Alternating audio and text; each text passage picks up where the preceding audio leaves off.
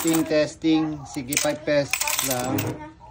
Ano, 100? Ay, 50 yan. Aba, 100 na kagad. 100 na. 100. So, reading is 100. So, dispense niya dapat is 100. So, start.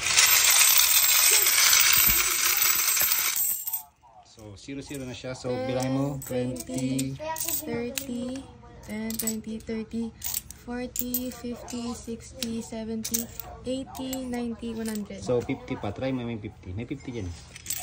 So, bill changer. So, ayan. So, na-read niya 50. So, start natin. So, dispense niya is 50. Hindi nakita yun. Isa Hindi pa. nakita ako. Hindi nakita. Layo eh. Nakita ako eh. 50. Sige, ulitin mo Lagyan na. mo pa ng ano coin. Hindi, may coin pa yun dun. Meron pa yun. Ito pa yun ng 50. Hulugan mo yung 50.